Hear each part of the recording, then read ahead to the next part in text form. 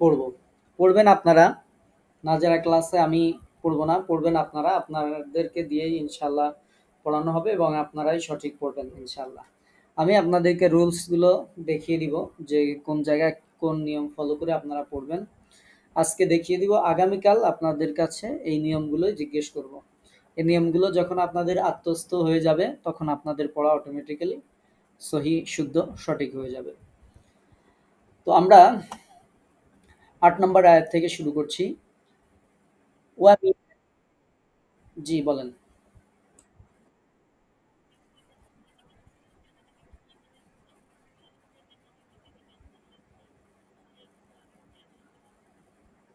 আচ্ছা, ঠিক আছে, ইনশাল্লাহ চেষ্টা করব।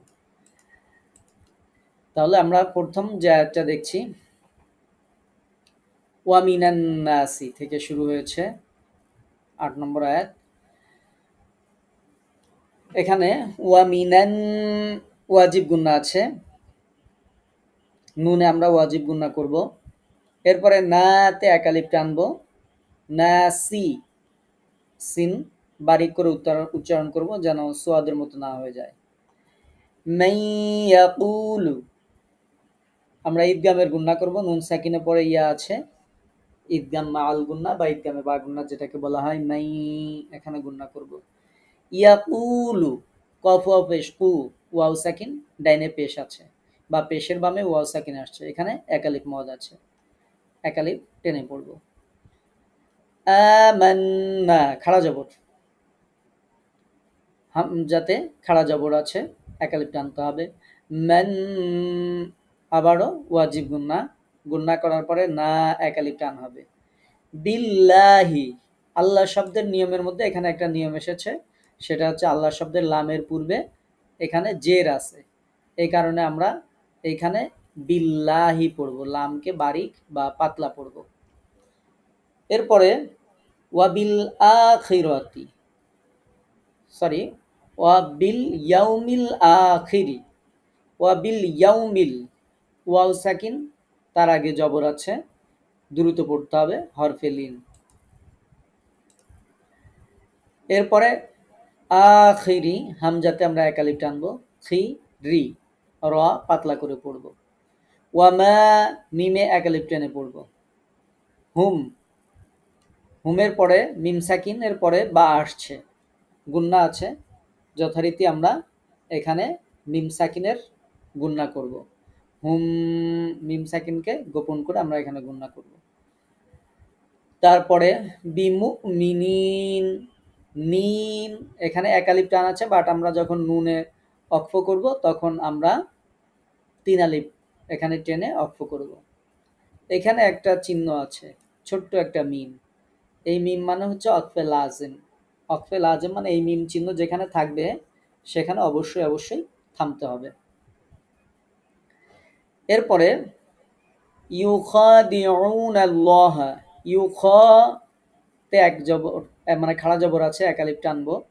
আচ্ছা, তার আগে আমরা যেহেতু বলেছেন যে আমরা একবার একটু এই আয়াতটা পড়ি, যে এই আয়াতটা আমরা কিভাবে পড়ব।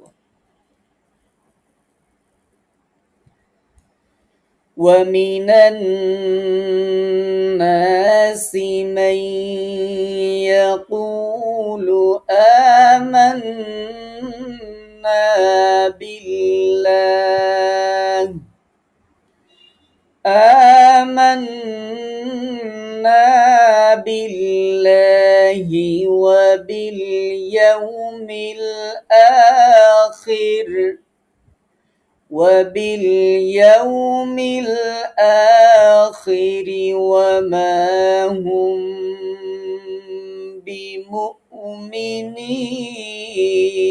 بمؤمنين.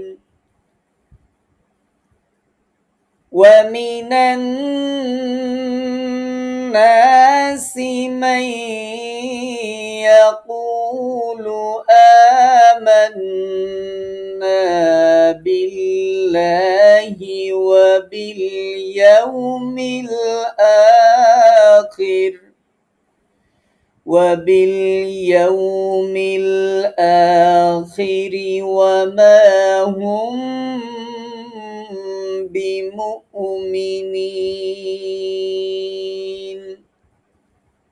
এরপর 9 নম্বর আয়াত ইউখাদিউনাল্লাহা, ইউখ খতে এক আলিফ টান হবে, দিউনাল্লাহা উ এক আলিফ টান হবে, নাল্লাহা এখানে লামের পুর, এই নিয়ম আছে, লামের আগে এখানে জবর আসছে এজন্য ল হবে, ইউখাদিউনাল্লাহা। ওয়াল্লাযীনা যিতে এক আলিফ টান হবে, আমানু আতে এক আলিফ টান, নুতে এক আলিফ টান। ওয়ামা জবরের বামে খালি আলিফ, এক আলিফ টান হবে, ইয়াখদাউনা, ইয়াখদাউনা উ এক আলিফ টান হবে, ইল্লা তিন আলিফ টানতে হবে, যেহেতু এই এক আলিফের পরে এখানে লম্বা হামজা আসছে, আলিফের সূরাতে হামজা আসছে, এজন্য এখানে তিন আলিফ টান হবে, ইল্লা তিন আলিফ টানতে হবে। আনফুসাহুম নুন সাকিনের পরে ফা আসছে, এজন্য এটা গুন্নার নাম হচ্ছে ইকফা, অনেশ্বরের মতো গুন্না করতে হবে। ওয়ামা এক আলিফ টান হবে, ইয়াশউরুন ইয়াশ শিন জিহ্বার মাঝখানে শক্ত করে উচ্চারণ করতে হবে, উ আইন আবার গলার মাঝখানে, একটু উচ্চারণে একটু কঠিন হতে পারে বাট খেয়াল করতে হবে। রুন এখানে তিন আলিফ টানতে হবে, যেহেতু এখানে এক আলিফ মদে আমরা ওয়াকফ করব এজন্য। তাহলে আমরা এই আয়াতটা আরেকবার পড়ি। يخادعون الله والذين آمنوا وما يخدعون إلا أنفسهم وما يشعرون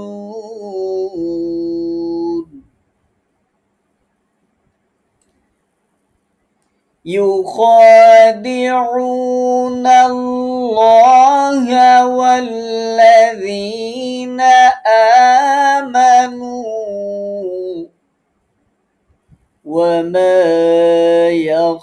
يخدعون إلا أنفسهم وما يشعرون। এরপরে 3 নম্বর আয়াত ফি কুলুবিহিম মারাদুন, ফিতে এক আলিফ টান, কুলু এক আলিফ টান, বিহিম মিম সাকিনের পরে মিম আসছে, ইদগাম করতে হবে, ইদগাম মিম সাকিনের ইদগামের গুন্না হবে, বিহিম মারাদু এখানে লাম আলিফ আছে, অকফের একটা চিহ্ন, এই জন্য আমরা এখানে অক্ফ করব না, এই চিহ্ন থাকলে অক্ফের নিয়ম যে এখানে অক্ফ আমরা করব না, না করাটাই হচ্ছে এখানে নিয়ম। আয়াতের মাঝে থাকলে করব না, আয়াতের শেষে যদি থাকে আয়াতের চিহ্নের উপরে তখন আমরা অক্ফ করব। তো এখানে যেহেতু মাঝে আছে এই জন্য এখানে আমরা অক্ফ করব না। মারাদু যখন অক্ফ করব না তখন এখানে তানবিনের পরে ফা চলে আসতেছে, এই জন্য আমরা এখানে যে গুন্নাটা করব সেটা হচ্ছে ইকফা গুন্না, মারাদু ইকফা গুন্না করতে হবে। ফাযা এক আলিফ টান, দাহুমুল্লাহু এখানে লাম পুর হবে, লহু মারাদ র পুর হবে, দ এক আলিফ টানতে হবে। ওয়ালাহুম আযাবুন আলীম, আযাবুন আলীম। আচ্ছা, এই আলিমেও আমরা অক্ফ করব না, এখানে দেখেন ছোট্ট একটা লাম আছে এজন্য এখানেও আমরা অক্ফ করব না। বা যদি কারো নিঃশ্বাস শেষ হয়ে যায়, কেউ যদি এখানে আলিম বলে অক্ফ করে তাহলে আবার পিছন থেকে পড়ে আসতে হবে। আচ্ছা, তাহলে আমরা এখানে তানবিনের পরে বা আসছে, আমরা এখানে যে তানবিন আছে তানবিনের মধ্যে যে নুন সেটাকে আমরা বদল করে ফেলবো, পরিবর্তন করে ফেলবো মিম দ্বারা, তখন আলিমুম বদলও করতে হবে আবার গুন্নাও করতে হবে। বিমা এক আলিফ টান, কানু কাতে এক আলিফ টান, নুতে এক আলিফ টান, ইয়াকযিবুন লাস্টে আমরা তিন আলিফ টানবো। তাহলে আমরা এই আয়াতটা একটু পড়ি, যে আয়াতটা আমরা কিভাবে পড়বো। ফি কুলুবিহিম মারাদুন ফাযাদাহুমুল্লাহু মারাদা ওয়ালাহুম আযাবুন আলীমুম বিমা কানু ইয়াকযিবুন।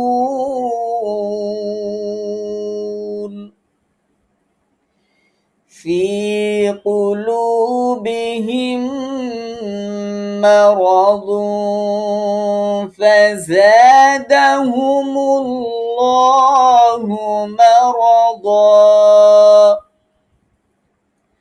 ولهم عذاب أليم بما كانوا يكذبون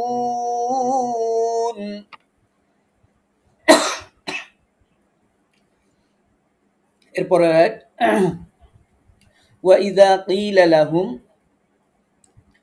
وإذا إذا তে একালিফ টান কিলা তে একালিফ টানবো লাহুম লা তুফসিদু লাম আলিফে একালিফ টানবো তুফসিদু এখানে একালিফ টান ফিল আরদি র পুর হবে আর না হয়ে যায় মুখটা গোল করতে হবে আর দুই এখানে লাম আলিফ আছে আমরা এখানে থামবো না ক্বালু এখানে আমরা তিন আলিফ টানবো কারণ এক আলিফ মধ্যের পরে হামজা আসছে বা আলিফের সূরাতে হামজা আসছে এজন্য এখানে তিন আলিফ টানতে হবে উপরে তিন আলিফের চিহ্ন দেওয়াও আছে ক্বালু তিন আলিফ টানতে হবে ইন ওয়াজিব গুন্না নুনে মা এক আলিফ টান নাহনু মুসলিহুন হুতে যাওয়ার পরে আমরা তিন আলিফ টানবো তো এই আয়াতটা যদি আমরা পড়ি তাহলে এই আয়াতটা আমরা কিভাবে পড়বো وَإِذَا قِيلَ لَهُمْ لَا تُفْسِدُوا فِي الْأَرْضِ قَالُوا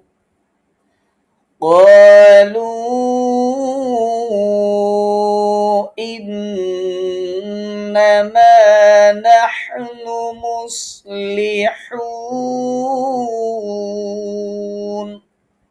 আমরা যখন কলুতে অক্ফ করেছি তখন এক আলিফ টেনেছি যখন মিলায় পড়ছি তিন আলিফ টানছি কারণ যখন আমরা এখানে অক্ফ করলাম তখন তো পরে হামজা আর আসতেছে না এজন্য অক্ফ করার সময় এক আলিফ হবে আর পরের বার যখন মিলায় পড়ব তখন কলুতে তিন আলিফ টানতে হবে وَإِذَا قِيلَ لَهُمْ لَا تُفْسِدُوا فِي الْأَرْضِ قالوا إنما نحن مصلحون এরপরে আমরা এর পরের আয়াতটা শিখব পরের আয়াতটা হচ্ছে আলা থেকে 12 নম্বর আয়াত আলাতে আমরা তিন আলিফ টানবো ইন্নাহুম ওয়াজিব গুন্না করতে হবে ইন্না নুনে হুমুল মুফসিদুনা দুতে এক আলিফ ওয়ালাকিল ওয়ালাতে এক আলিফ কিল্লাতে এক আলিফ ইয়াশউরুন উরুন রুতে তিন আলিফ টানবো যেহেতু আমরা এখানে অক্ফ করব এজন্য তাহলে আমরা এই আয়াতটাকে কেমন করে পড়বো ألا إنهم هم المفسدون ولكن لا يشعرون